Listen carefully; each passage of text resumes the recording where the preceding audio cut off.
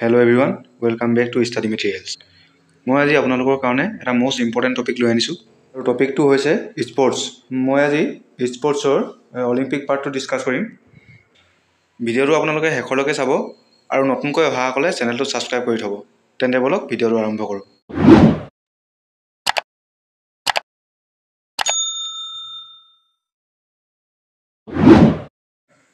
আৰু এটা কথা, আজি ভিডিঅ'টোত মই MCQ ছিষ্টেমত অনা নাই, মানে MCQ টাইপিং কৰি থাকিবলৈ টাইম লাগে কাৰণে ডাইৰেক্ট এনেকৈ পইণ্ট ৱাইজত লৈ আনিছোঁ।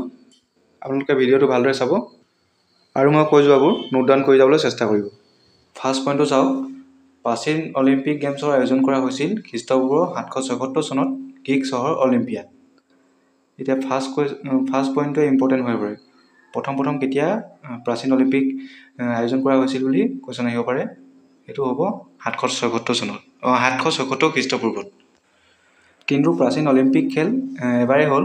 তাৰপিছত তাৰ ৰজাজনে তাত পিন্ধা ড্ৰেছ পোছাকবোৰ, জিমনাষ্টিকত পিন্ধা ড্ৰেছবোৰ তেখেতক পচন্দ নহ'ল আৰু তেখেতে এইবোৰে অশ্লীলতাৰ পৰিৱেশ কৰিছে বুলি গেমটো বেন কৰি দিলে।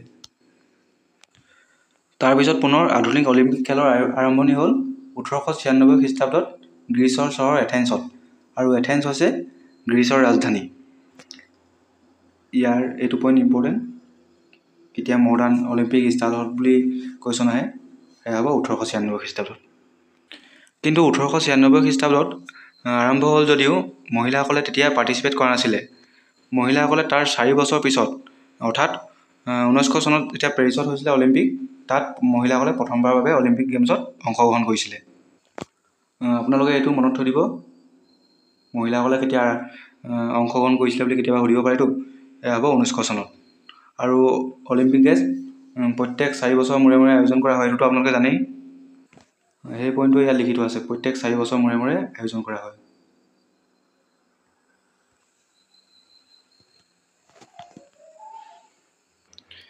নেক্সট পইণ্টটো চাওক, আন্তঃৰাষ্ট্ৰীয় Olympic committee IOC, international Olympic council 23 June 1894 চনত প্ৰতিষ্ঠা কৰা হৈছিল। সেয়েহে 23 জুনত ইণ্টাৰনেশ্যনেল অলিম্পিক ডে হিচাপে উদযাপন কৰা হয়। ইয়াৰ মুখ্য কাৰ্যালয় আছে ছুইজাৰলেণ্ডৰ লুজানত। আৰু ছুইজাৰলেণ্ডৰ কাৰেঞ্চি কি বাৰু জানেনে আপোনালোকে? ছুইজাৰলেণ্ডৰ কাৰেঞ্চি হৈছে ফ্ৰেংক।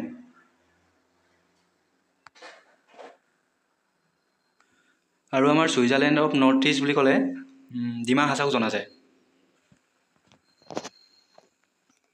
তাৰ এই পিছৰ পইণ্টটো হৈছে মষ্ট ইম্পৰ্টেণ্ট পইণ্ট। এইটো পৰা এক্সামত কুৱেশ্যন আহেই। এডিআৰিটো আহিছে, আছাম পুলিচতো আহিছে হয়তো ইয়াৰ পৰা কুৱেশ্যন। যেনেকৈ নহওক, এইটো এই পইণ্টটো আপোনালোকে মনত থ'ব। কৈছে যে অলিম্পিক পতাকাৰ মাজত যি 5টা আঙুঠি থাকে, সেই আঙুঠিকেইটাই বিশ্বৰ 5খন মহাদেশক প্ৰতিনিধিত্ব কৰে। এতিয়া কথা হ'ল, আমাৰ টোটেল মহাদেশ আছে 7খন। এতিয়া ইয়াত 5টা আঙুঠিয়ে 5খন মহাদেশক প্ৰতিনিধিত্ব কৰে। তাৰ মিনিং হৈছে কোনোবা এটা আঙুঠিয়ে 2খন মহাদেশক প্ৰতিনিধিত্ব কৰে। আৰু যিখন এণ্টাৰ্কটিকা মহাদেশ, সেইখনত কোনো ধৰণৰ মানুহৰ বসতি নাই কাৰণে সেইখন মহাদেশৰ পৰা আঙুঠি মানে প্ৰতিনিধিত্ব নকৰে। এতিয়া আপোনালোকে এই ৰিংকেইটা চাই লওক। এইকেইটা হৈছে 5টা ৰিং অলিম্পিকৰ পতাকাখনত থকা।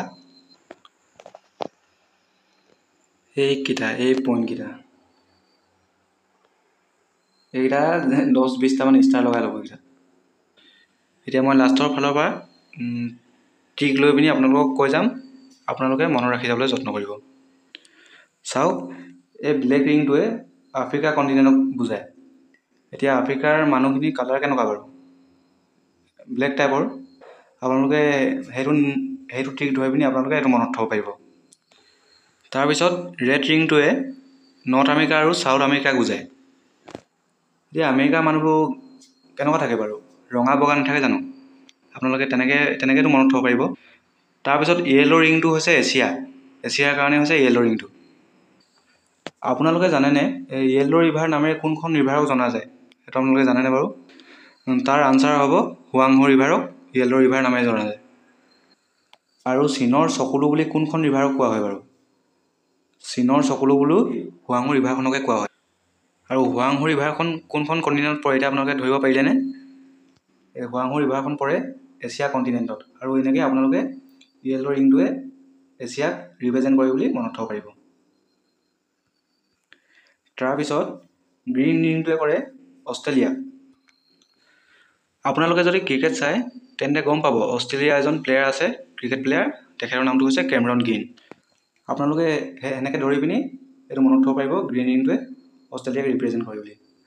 এতিয়া লাষ্ট এটা ৰিঙে থাকি গ'ল ব্লু ৰিং, আৰু ব্লু ৰিঙে কৰে ইউৰোপক।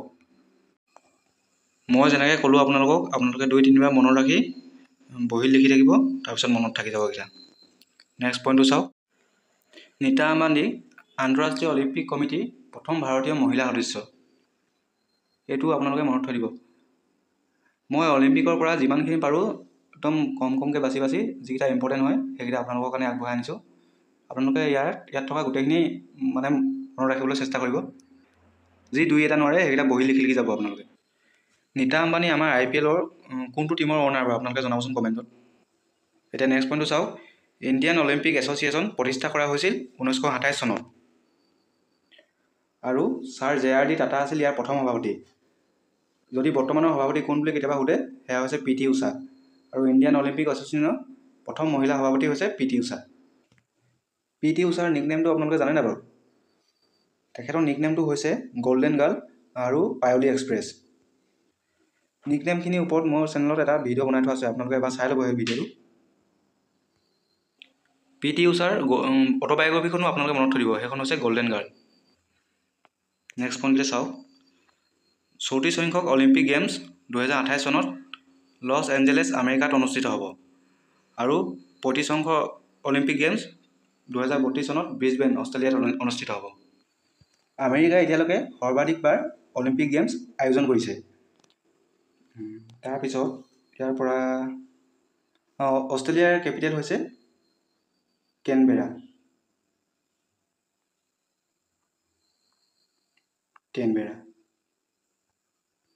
7খন মহাদেশৰ ভিতৰত অষ্ট্ৰেলিয়াখনে হৈছে একেবাৰে ক্ষুদ্ৰ মানে কি আৰু, বাকীকেইখন মহাদেশতকৈ এইখন হৈছে সৰু। এই অষ্ট্ৰেলিয়াখনকে ওচেনিয়া নামেৰে জনা যায়। অলিম্পিক গেমছত ভাৰতীয় হকী টীমৰ এটা ধুনীয়া ৰেকৰ্ড আছে। সেইটো হৈছে ভাৰতীয় হকী টীমটোৱে এতিয়ালৈকে 8বাৰ গ'ল্ড মেডেল লাভ কৰিছে অলিম্পিক গেমছত, আৰু প্ৰথমবাৰ পদক জিকিছিল 1928 চনত। প্ৰথমবাৰ কেতিয়া জিকিছিল এইটো আপোনালোকে চাই থৈ দিব, আৰু কেইবাৰ জিকিছিল, কেইবাৰ গ'ল্ড মেডেল পাইছে সেইটো চাই থ'ব।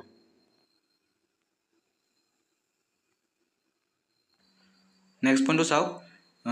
স্বাধীন ভাৰতত ব্যক্তিগত অলিম্পিক পদক লাভ কৰা প্ৰথমজন ভাৰতীয় আছিল KD যাদৱ। এইটো আপোনালোকে যেনেকৈ হ'লেও মনত থ'ব এইটো, কাৰণ এই পইণ্টটো ষ্টেটিক জিকেৰ ফাৰ্ষ্ট মেন অফ ইণ্ডিয়া এই টপিকটোতো সোমাই যায়। এখেত হৈছে KD যাদৱ।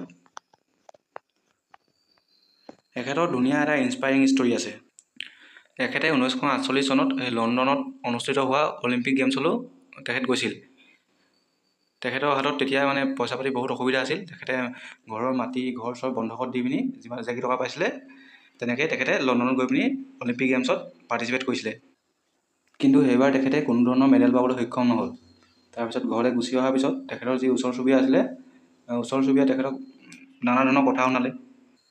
কথা এষাৰ আছে নহয়, যেতিয়া তোমাৰ সময় বেয়া চলি থাকিব তেতিয়া তোমাক ক্ৰিটিচাইজ কৰা মানুহৰ সংখ্যাও বাঢ়িব। এখেতৰ লগত ঠিক তেনেকুৱাই হ'ল। তাৰপিছতো এখেতে হাৰ নেমানিলে। তাৰপিছতো তেখেতে নেক্সট যেতিয়া অলিম্পিক হ'ব তাৰ কাৰণে প্ৰিপেৰেশ্যন কৰি থাকিলে। এখেতৰ এই কষ্টখিনি দেখি এখেতৰ যি কোচ আছিলে, দুজন কোচে মিলি মানুহৰ পৰা মানে সাহাৰ্য বিচাৰিবলৈ আৰম্ভ কৰিলে। সকলোৰে সাহাৰ্য কৰাৰ পিছত এখেতে পুনৰ 1952 চনত হেলচিংকিত হোৱা অলিম্পিকত পাৰ্টিচিপেট কৰিব গ'ল, আৰু তেখেতে তাত ব্ৰঞ্জৰ মেডেল লাভ কৰিবলৈ সক্ষম হ'ল। তেনেকৈ 1952 চনত পোৱাৰ পিছত নাই একেবাৰে 1996 চনত লিয়েণ্ডাৰ পেছে আটলাণ্টাত অনুষ্ঠিত অলিম্পিকত তেখেতে ব্ৰঞ্জৰ মেডেল লাভ কৰিবলৈ সক্ষম হ'ল। মাজত কিমানখিনি গেপ পৰি গ'ল আপোনালোকে এবাৰ চাই লওক। 1952 চনতে পাইছিলে KD যাদৱে, তাৰপিছত একেবাৰে 1996 চনত লিয়েণ্ডাৰ পেছে ব্ৰঞ্জ মেডেল লাভ কৰিবলৈ সক্ষম হ'ল। মই ইয়াত ইণ্ডিভিজুৱেলৰ কথা কৈছোঁ দেই, টীমৰ কথা কোৱা নাই মই ইয়াত। টীম হিচাপে বাৰু হকী টীমটোৱে মেডেল পাই আছিলে মাজৰ সময়খিনিতো পাইছিলে হকী টীমটোৱে। নেক্সট পইণ্টটো চাওক। এই অলিম্পিক খেলত টেনিছত পদক লাভ কৰা তেওঁ একমাত্ৰ ভাৰতীয়। আপোনালোকে এই কোনজন প্লেয়াৰ কোনটো গেমছৰ লগত ৰিলেটেড সেনেকুৱাবোৰ অলপ চাই ল'ব। লিয়েণ্ডাৰ পেছ কোনটো খেলৰ লগত জড়িত, এইটো কুৱেশ্যন আহিছে প্ৰিভিয়াছ ইয়েৰ। সেইটো আপোনালোকে চাই ল'ব। তেখেত হৈছে টেনিছ প্লেয়াৰ। আন এজন ফেমাছ ইণ্ডিয়ান টেনিছ প্লেয়াৰ হৈছে মহেশ ভূপতি। এইটো মহেশ ভূপতিৰ নামটো আপোনালোকে মনত থৈ দিব। মেৰী কম কোনটো খেলৰ লগত জড়িত সেইটো আপোনালোকে জানে চাগে। তেখেতে বক্সিঙৰ লগত ৰিলেটেড। তেখেত হৈছে মণিপুৰৰ। আৰু তেখেতে লিখা যিখন অট'বায়'গ্ৰাফী হৈছে সেইখনৰ নাম হৈছে আনব্ৰেকেবল। এইটো আনব্ৰেকেবল এইটো নামটো আপোনালোকে মনত থ'ব দেই। তেখেত চাওক, এখেতে হৈছে লিয়েণ্ডাৰ পেজ। মই আপোনালোকক মনত ৰাখিবলৈ সুবিধা হোৱাকৈ এনেকৈ ফটো লগাই দিছোঁ। আপোনালোকে তেতিয়া মনত ৰাখিবলৈ সুবিধা হ'ব। এতিয়া নেক্সট পইণ্টটো চাওঁ আহক। কৰ্ণম মালেশ্বৰী আছিল অলিম্পিকৰ পদক লাভ কৰা প্ৰথমগৰাকী ভাৰতীয় মহিলা। 2000 চনত ছিডনীত হোৱা অলিম্পিকত তেখেতে ব্ৰঞ্জ মেডেল লাভ কৰিছিল। এইটো ভেৰি ভেৰি ইম্পৰ্টেণ্ট পইণ্ট। তেখেত হৈছে কৰ্ণম মালেশ্বৰী। তেখেত ৱেইট লিফ্টাৰ হয়। নেক্সট পইণ্টলৈ আগবাঢ়োঁ। দীপা মালিক হৈছে প্ৰথমগৰাকী ভাৰতীয় মহিলা যিয়ে পেৰালিম্পিকত পদক লাভ কৰে। বিশেষভাৱে সক্ষম লোকসকলে এই পেৰালিম্পিকত পাৰ্টিচিপেট কৰে। দীপা মালিক নামটো আপোনালোকে মনত থ'ব। তেখেত শ্বট পুটৰ লগত ৰিলেটেড।